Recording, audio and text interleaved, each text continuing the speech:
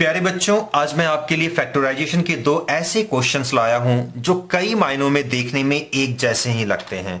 आप केयरफुली इन दोनों क्वेश्चंस को ऑब्जर्व कर सकते हो। ये दोनों एक जैसे ही लग रहे होंगे, बट दोनों के जो सॉल्यूशन होंगे उसमें काफी बड़ा फर्क देखने को मिलेगा। अगर आप फैक्टराइजेशन के बारीकियों को समझना चाहते हो फिर तो आपको इस वीडियो को मिस बिल्कुल भी नहीं करना चाहिए। तो चलिए प्यारे बच्चों, विदाउट एनी फर्दर डिले सीधे मुद्दे पे आते हैं। पहले हम बात करते हैं इस क्वेश्चन की, उसके बाद हम इसकी भी बात कर लेंगे। अब देखो, इस क्वेश्चन को जब हम सॉल्व करेंगे तो मिडिल टर्म स्प्लिटिंग वाला जो मेथड होता है हम उसे यूज करने वाले हैं, और ये मैं मान करके चलता हूं कि इस मेथड को आप जानते हो, और अगर नहीं जानते हो इन केस तो उस पर डेडिकेटेड वीडियो मैं बना दूंगा, उसे आप वॉच कर लीजिएगा। तो अब देखो, इस मेथड के अकॉर्डिंगली सबसे पहले मैं ऐसा करता हूं कि मैं लेट कर लेता हूं x to the power 2 that is x square को मैं कंसीडर कर लेता हूं y, और जैसे ही मैंने ये कंसीडर किया हमारे ये जो इक्वेशन ये जो स्टेटमेंट यानी कि पॉलिनोमियल है वो बन जाएंगे y to the power 2, right. I hope ये बात आप समझ पा रहे होंगे। ये हो जाएंगे 4y, क्योंकि x स्क्वायर को मैंने y मान लिया है, तो ये हो गया 4y प्लस 3, ये तो एज यूजुअल ही रह जाएंगे। अब इतना करने के बाद जैसा कि मैंने कहा आपको कि मिडिल टर्म वाला कंसेप्ट को यूज करूंगा, तो उस कंसेप्ट के अकॉर्डिंगली हम क्या करते हैं, ये 4y को लिख लेते हैं 1y प्लस 3y, राइट। अब प्लीज आप यहां ये मत पूछना कि ये मैंने कैसे लिखा, फिर भी मैं समझाने की कोशिश करता हूं। जैसा कि मैंने बताया कि ये मिडिल टर्म वाला कंसेप्ट है, तो मैं ये मान करके चल रहा हूं कि ये आप जानते हो, और अगर नहीं भी जानते हो तो घबराने की जरूरत नहीं है, मैं इस पे डेडिकेटेड वीडियो बना दूंगा, बस आप कमेंट बॉक्स पे मुझसे रिक्वेस्ट कर लेना। अब देखो, इन दोनों के मैं शॉर्ट में बता देता हूं, इसको लास्ट वाले टर्म को और इसकी जो कॉफिशिएंट है दैट इज 1, दोनों को मल्टीप्लाई करते हैं, और फिर उसके हेल्प से हम ये कुछ ऐसा करने की कोशिश करते हैं, और इन दोनों को जब हम सिंप्लीफाई करेंगे, जहां मैं ये दिखा रहा हूं उसकी मैं बात कर रहा हूं, तो ये आना चाहिए प्लस 4y, और ये देखो आ भी गया, राइट ना।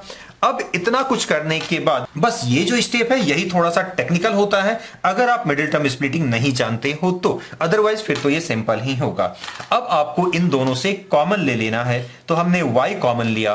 अब बताओ बच्चों ये क्या हो जाएगा, ऑब्वियसली y प्लस 1 हो जाएगा। अब इन दोनों से आपको 3 कॉमन ले लेना है, जैसे ही आप 3 कॉमन लोगे ये आपको फिर से y प्लस 1 दे देगा, राइट। इतनी बातें तो आपको क्लियर है।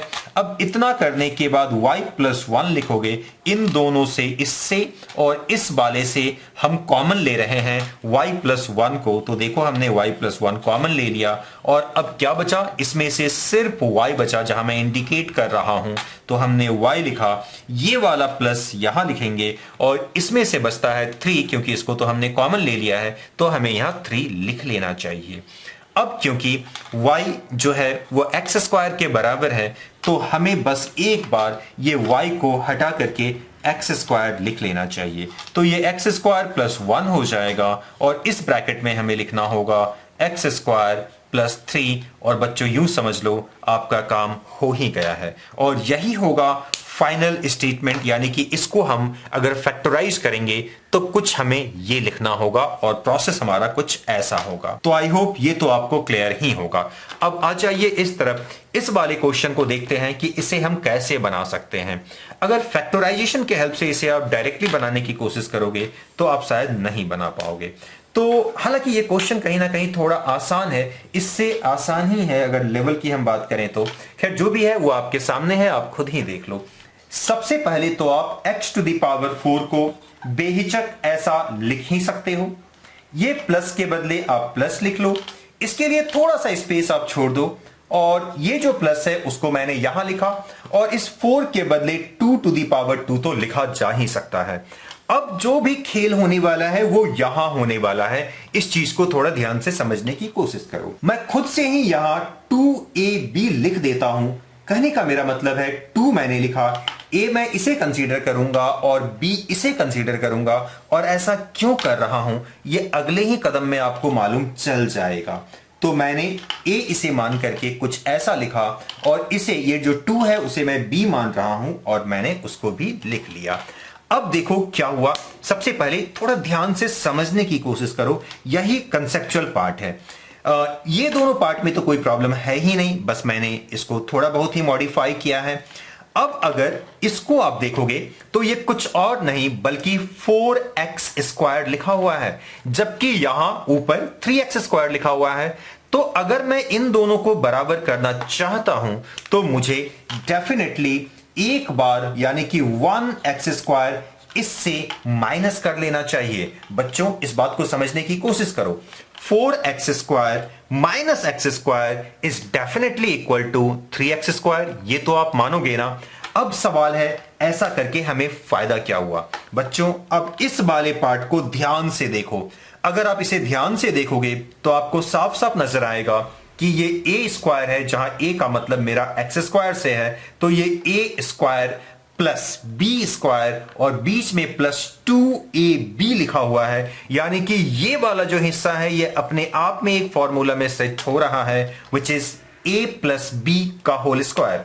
अगर मैं अब उसी फॉर्मूला को यूज करूं तो a यानी कि ये, b यानी कि ये, a प्लस b का होल स्क्वायर लिखूंगा। इस माइनस के बदले माइनस दूंगा, 1 लिखने की कोई जरूरत नहीं है, तो मैं ऐसा इसे लिख लेता हूं। ये तो ठीक ही होगा।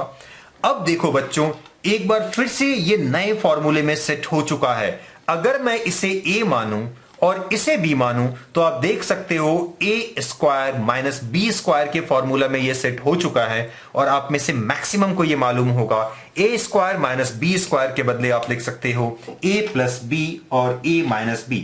मेरा मतलब a से इससे होगा प्लस b, यानी कि इसे मुझे लिख लेना चाहिए दूसरे ब्रैकेट में a माइनस b। तो ये मैंने लिखा a और माइनस b यानी कि ये। बस आपका काम हो चुका है, यही आंसर होगा, यानी कि आपने इसको फैक्टराइज कर लिया है। तो देखा प्यारे बच्चों, ये दोनों क्वेश्चंस देखने में तो एक जैसे लग रहे थे, बट उनके जो सॉल्यूशन है उसको सॉल्व करने का अंदाज एक दूसरे से काफी अलग थे। तो आई होप प्यारे बच्चों इन दोनों क्वेश्चंस के हेल्प से आप फैक्टराइजेशन की बारीकियों को और अच्छे तरीके से समझ पाए होंगे। तो चलिए फिर फिलहाल के लिए इस वीडियो में इतना ही। मिलते हैं फिर किसी वीडियो में, तब तक अपना ख्याल रखिएगा। Thank you.